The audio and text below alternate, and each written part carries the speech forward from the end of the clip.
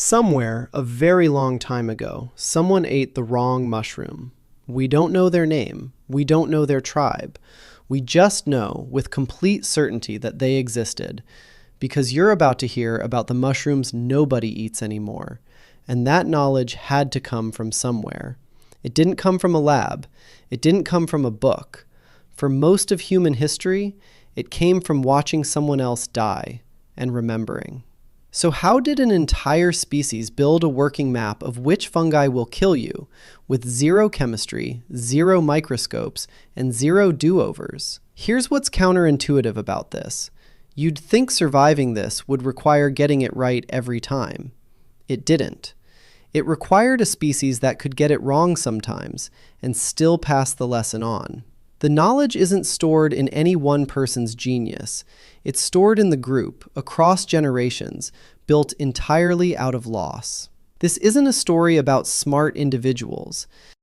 It's a story about a system. Let's go. Start with something you were born with. Humans, like most mammals, have an innate aversion to intensely bitter tastes, and a meaningful number of toxic plant and fungal compounds happen to taste extremely bitter. This isn't learned. Newborn infants who have obviously never been taught anything about poison reliably show a rejection response to bitter tastes, pulling away, spitting, grimacing. That gave ancient foragers a first line of defense that required zero cultural knowledge at all. A baseline maybe don't reflex, similar in spirit to the startle reflex, just running on taste instead of sound. Before humans knew a single fact about toxicology, their tongues were already unionized and refusing to cooperate with anything that tasted like a bad decision. Here's the uncomfortable part. Some of the deadliest mushrooms on Earth, Amanita phalloides, the death cap, is the most commonly cited example in mycology.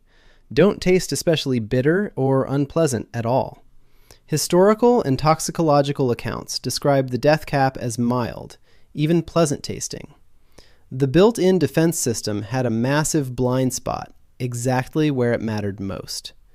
This means bitter aversion alone cannot explain how ancient humans built reliable mushroom knowledge. Something else had to be doing the heavy lifting, and that something was watching, remembering, and teaching. Here's a historical case that makes this danger concrete rather than abstract. Historians and mycologists have long pointed to the death of the Roman Emperor Claudius in 54 AD as a plausible, well-documented example of exactly this problem. Ancient sources, including the contemporary writer Pliny the Elder, describe Claudius dying after a meal involving mushrooms, and one long-standing historical hypothesis, still discussed by classicists and toxicologists today, is that death cap. Mushrooms were mixed in among a dish of Caesar's mushroom, a similar-looking edible species Claudius was known to enjoy regularly. Whether the mixing was deliberate poisoning, orchestrated by his wife Agrippina according to several ancient accounts, or a genuine accidental mistake, the underlying danger is the same either way. And it's the exact danger this video keeps circling back to. The deadliest mushroom in the world doesn't announce itself. It can grow alongside and closely resemble one you already trust. Somewhere in Roman history is a genuinely excellent argument for why "I've eaten this before and it was fine" was never a reliable enough rule on its own, even for an emperor with the best cooks available in the ancient world. This is the core mechanism, and it's a genuinely dark one if you sit with it. For a species to build accurate poison knowledge through trial and error, some individuals had to be the trial and the error. Ethnobotanists, studying indigenous plant and fungal knowledge systems, have long noted that detailed, highly specific poison knowledge, knowing not just this plant is dangerous, but which part, at what stage, prepared which way, almost always shows signs of having been built through exactly this kind of costly, repeated, generational testing. No individual person figured out the death cap was lethal through clever reasoning. Someone ate it. They got sick or they died. Someone else watched and remembered which mushroom it was, what it looked like, where it grew, and told the story to the next person. Here's a related pattern anthropologists have documented across many different foraging and small-scale societies. This kind of high-stakes ecological knowledge rarely stayed evenly spread across an entire group. Instead, specific individuals, often elders, healers, or people with a recognized specialty in plant and fungal knowledge, frequently held disproportionate responsibility for verifying what was safe to eat. Ethnographers studying traditional ecological knowledge systems have repeatedly found this pattern of specialization. Rather than every single person independently re-deriving which mushrooms were dangerous through their own trial and error, a society could concentrate that expertise in a smaller number of trusted, knowledgeable people, and have everyone else rely on their judgment. This is, functionally, an early form of a division of cognitive labor, a recognition, likely arrived at independently by many separate cultures, that certain kinds of knowledge are valuable enough and costly enough to get wrong that it makes more sense to concentrate expertise in specific, trusted individuals than to expect every person to relearn the same lessons from scratch. The mushroom expert of a small ancestral band was, in a real functional sense, doing the same job a toxicologist or a regulatory food inspector does today, just without a laboratory, a license, or a written credential of any kind. The trust itself was the credential. Here's where it becomes less about biology and more about a completely different kind of technology: language and storytelling as data storage. Anthropologists studying oral traditions and foraging societies have documented extraordinarily detailed, accurate ecological and botanical knowledge passed down purely through spoken instruction and demonstration, no writing required. Specific warnings, specific identifying features, specific rules could survive intact across many generations because getting it wrong had such an immediate, visible, memorable cost. This is, in a very real sense, one of the first data storage and transfer systems humans ever built, millennia before writing. The file format was a story. The backup was telling it to your children. Somewhere back there, don't eat the one that looks like. That was doing the exact same job as a warning label, just running on human memory instead of printed ink. Here's a layer that adds real weight to why this knowledge had to be so precise, rather than relying on some general safety trick. A common modern assumption is that cooking neutralizes most dangerous plant or fungal compounds. For the specific toxins found in deathcap and related Amanita species, compounds called amatoxins, this assumption is dangerously wrong. Toxicological research has established that amatoxins are remarkably heat stable, meaning ordinary cooking, boiling, or drying does not reliably destroy them. There was no cheap procedural workaround available to ancient foragers here, no cook it longer to be safe rule that could substitute for actually knowing specifically which mushroom was in your hand. That's part of why the specific, detailed, identity-based knowledge this video keeps emphasizing had to exist at all. Vaguer, general-purpose caution genuinely wasn't sufficient protection against this particular category of danger. One more piece of evidence this actually worked, and worked well.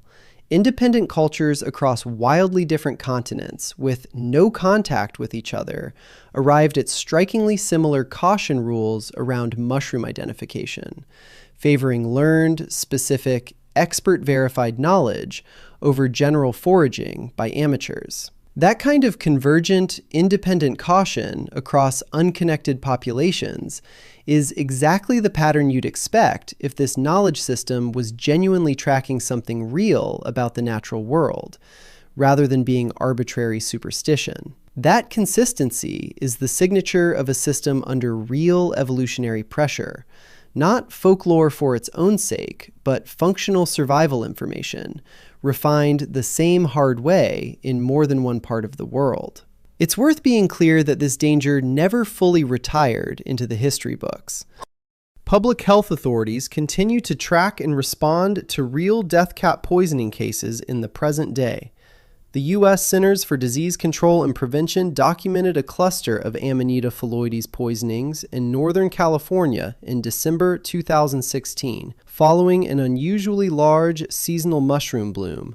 More than a dozen cases of serious liver toxicity were reported to poison control within about 2 weeks. Cases like this are still reported in various parts of the world in most years, generally involving foragers who misidentified the species, sometimes fatally. The ancient knowledge system this video is describing isn't a solved problem being fondly remembered from a safe distance. It's a body of caution that modern foragers, mycological societies, and public health systems still have to actively maintain and pass on today, using essentially the same underlying logic: specific identification, verified.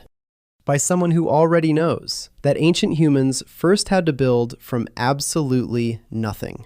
Here's the reframe that closes the loop. Most of you will never forage for wild mushrooms in a life or death context. You buy them shrink-wrapped. And yet, the deep cultural wariness around unfamiliar mushrooms, the instinct so many people still have to double, triple check before eating something foraged, didn't disappear the moment supermarkets existed. Cultural caution, once built through generations of real cost, tends to persist long after the original pressure eases. Because caution is cheap, and being wrong about poison was never cheap at all. It's worth closing with an honest piece of context, because the caution this video has spent so long explaining can easily curdle into unwarranted fear of mushrooms in general. Mycologists estimate that out of roughly 70 to 100,000 known fungal species, only a small fraction, commonly cited estimates put it somewhere around 2 to 3%, are considered poisonous to humans at all. And the number of species capable of causing death is a much smaller list still, generally estimated at somewhere between 15 and 30 species worldwide. The overwhelming majority of mushrooms you might ever encounter are neither edible delicacies nor deadly threats. They're simply neutral, unremarkable, and irrelevant to your survival either way. This actually strengthens the whole story rather than undercutting it. The ancestral knowledge system this video describes wasn't a broad, vague fear of fungi in general. Undifferentiated dread would have been a wasteful, low-resolution strategy, needlessly ruling out a huge number of genuinely useful, edible species. It was something far more precise, a small number of specific, high-stakes exceptions identified individually, at real cost, and remembered with real accuracy.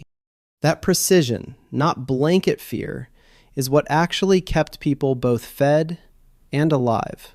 And here's the bigger picture. This same mechanism, costly trial and error, refined and passed down as caution that outlives its original danger, eventually concentrated in specialized, trusted individuals, rather than relearned by everyone from scratch, isn't unique to mushrooms. It's the same basic process behind a huge amount of inherited human caution. Which plants, which water sources, which animals to avoid, which preparation methods make something dangerous safe to eat, and which don't.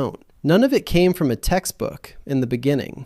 All of it came from people who paid the actual price, a species willing to remember what that cost them, and eventually, specific trusted people whose entire social role became holding on to exactly that kind of knowledge on everyone else's behalf. So the next time you see a warning about wild mushrooms, a rule that sounds almost too specific, too oddly precise to be arbitrary, telling you exactly which features to check and which to avoid entirely. That precision is the point, not an accident of overcaution. Somewhere, a long time ago, that exact detail was the difference between a story that got told and a story that didn't get told at all. Because the person who would have told it didn't survive to do so. That's not folklore, dressed up to sound more dramatic than it is. That's a species doing the only thing it could do, with no lab, no microscope, and no do-overs. Paying very close attention, refusing to forget what it cost, and eventually building specific, trusted people whose whole job was making sure nobody else had to learn the same lesson the hard way again.